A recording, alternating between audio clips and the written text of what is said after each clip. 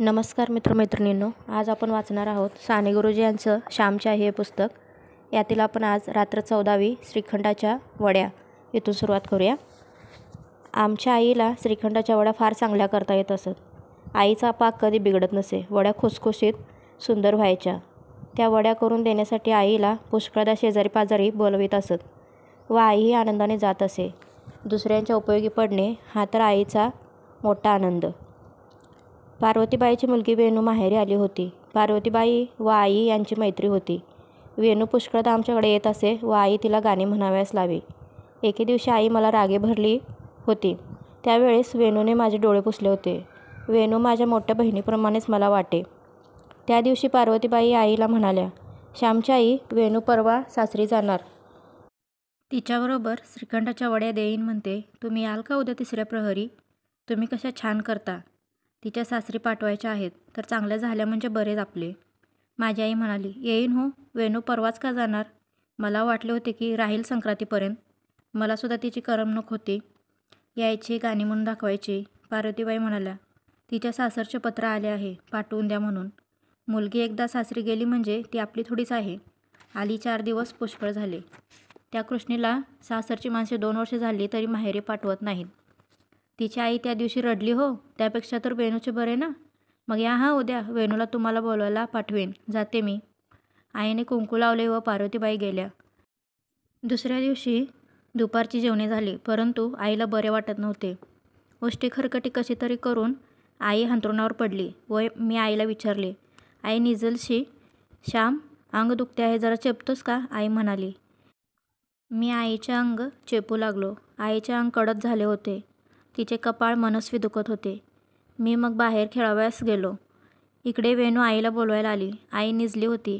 येताना श्यामची आई, आई तुमची वाट पाहत आहे, वेणू गोड वाणीने म्हणाली. आई उठली. आई तिला म्हणाली, जरा पडले तो डोळा लागला. मी विसरले नव्हते, आता येणारच होते, चल. आई वेणूकडे गेली व वड्या करू लागली. निरनिराळ्या गोष्टी त्यांच्या चालल्या होत्या. मी खेळून घरी आलो तो आई नाही. मी आईला शोधू लागलो. शेवटी वेणूताईकडे गेलो. मला अंगणात पाहताच, काय रे श्याम, आईला पाहाव्यास आला वाटते. ये, तुझी आई माझ्यासाठी वड्या करते आहे. मी उद्या सासरी जाणार आहे श्याम, वेणू मला बोलली. मी म्हटले, जाणार? मग माझे डोळे कोण पुसणार? आई रागवलं तर माझी बाजू कोण घेणार? मला वेणू जाणार म्हणून वाईट वाटले. ये श्याम, आपण केसराची पूड करू. तू ते वेलदोडे नीस व त्याचे दाणे काढ. वेणूच्या कामात मी मदत करू लागलो. वेणूने केसर खाल्ले व मी 6 वर वेलदोड्याची पूड केली. श्याम, कशाला रे आलास? आईने विचारले. आईच्या बोलण्याचा सूर ओळखून मी म्हटले, मी काही वड्यांसाठी नाही आलो वेणूताई, मी हावरा आहे का गं? त्या दिवशी तू मला खाऊ दिलास, मी मागितला होता का? वेणू म्हणाली, श्याम तू चांगला आहेस. श्यामची आई, श्यामला रागे भरत जाऊ नका. आई म्हणाली, वेणे, अगं मला काही माया नाही. एखाद्या वेळेस रागवते, पण त्याच्या बऱ्यासाठीच. श्यामला जगाने नावं ठेवू नयेत म्हणून मी त्याची आई एखाद्या वेळेस बोलते त्याला. तो चांगला आहे, परंतु आणखी चांगला व्हावा असे मला वाटते. पार्वतीबाई, पाक झाला हो.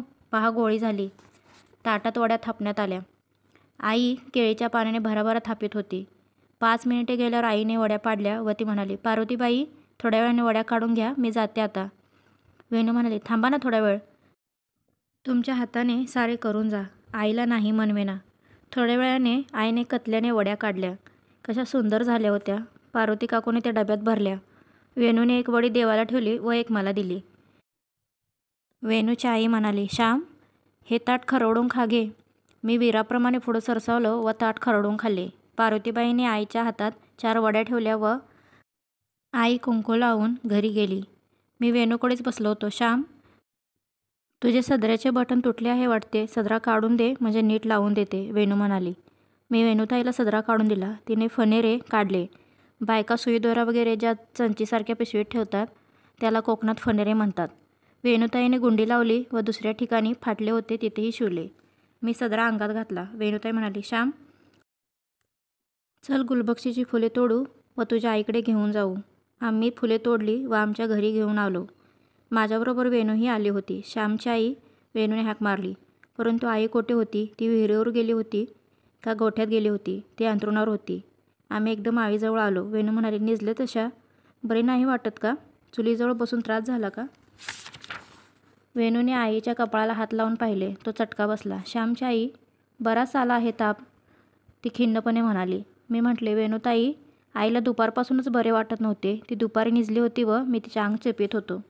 वेणूने विचारले, मी तुम्हास बोलवायला आले होते तेव्हा बरे वाटत नव्हते का? म्हणून का तुम्ही पडला होतात? मला काय माहीत, तुम्ही बोललासुद्धा नाही.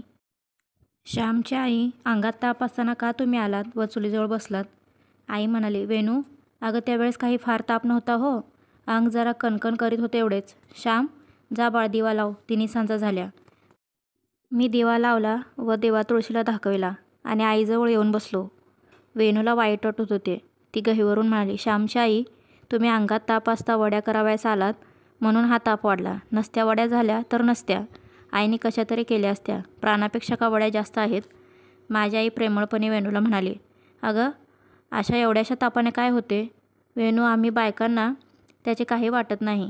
अंगात ताप फणफणत असावा, कपाळ दुखत असावे, तरी धुण्याची मोड घेऊन आम्ही धुवून आणतो. 10 माणसाचा स्वयंपाक करीतो. असे मनाला लावून नको घेऊ. आमळशाने जरा घाम येईल व मी मोकळी होईन. जा आता तू घरी. आई तुझी वाट पाहत असेल. वेणू आईजवळ बसली. ती जाईना. मी वेणूस म्हटले, वेणूताई, त्या फुलांची माळ करतेस? आईला ताप आला आहे, तूच कर. वेणूताईने माळ केली. वेणू आईला म्हणाली, श्यामची आई, माझ्यासाठी हा तुम्हाला त्रास, हा ताप.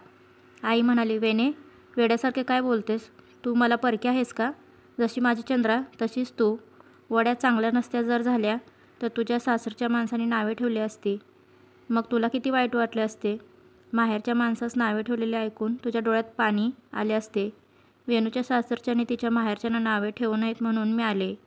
पार्वतीबाई व मी दोघी मैत्रिणी. त्यांच्या मुलीसाठी थोडी कळ सोसली म्हणून काय झाले? तुला श्याम परका वाटत नाही, तशीच तू मला वाटत नाहीस. मला त्रास का झाला? केवढे समाधान वाटते आहे मला. वड्या करायला आले नसते तर मनाला सारखी रुखरुख लागली असती. जा हो आता घरी. मी सकाळी येईन. रात्री घाम येऊन ताप निघेल, सकाळी मोकळी होईन. वेणूने मला जवळ घेतले व ती म्हणाली, श्याम, चल तू आमच्याकडे. आईने भाजून चवळ्या केल्या आहेत, त्या पलघोडीभर तुझ्याजवळ देते. मग तुझ्या आईने नुसता भात केला म्हणजे झाले. नाहीतर मी भात ठेवूनच जाते. माझी आई म्हणाली, वेणे, अगं श्याम ठेवील भात, तू तोंडी लावणे पाठवून दे म्हणजे झाले. परंतु वेणूने ऐकले नाही. तिने विस्तव पेटविला, तांदूळ घेतले, ओवरा धुतला व आदन येताच भात ठेवून निघाली. तिच्याबरोबर मीही गेलो. मी शिजलेल्या चवळ्या घेऊन आलो व एकदम आईला जाऊन मिठी मारली. माझे डोळे भरून आले. आई म्हणाली, श्याम, काय झाले? मी म्हटले. वेणू म्हणाली, श्याम, तुझी आई फार थोर आहे. तू तिचे ऐकत जा. तुझे भाग्य मोठे म्हणून अशी आई तुला मिळाली. असे म्हणून तिने माझ्या पाठीवरून हात फिरवला व मला एकदम रडू आले. ते मला अजून आवरत नाही. जा बाळा, भात झाला असेल तर उतरून ठेव, नाही तर खालून ओढेल. आईने हळूच सांगितले व मी भात उतरून ठेवला. दुसऱ्या दिवशी वेणूताई सासरी गेली. आम्हा सर्वांना वाईट वाटले. त्या श्रीखंडाच्या वड्या मला अद्याप आठवतात. वेणूच्या आई व माझी आई दोघी निघून गेल्या. वेणूसुद्धा जगली नाही. परंतु ते प्रेम अजून आहे. ते प्रेम अमर आहे. माणसे मरतात, परंतु त्यांचे सद्गुण सदैव चमकत राहतात.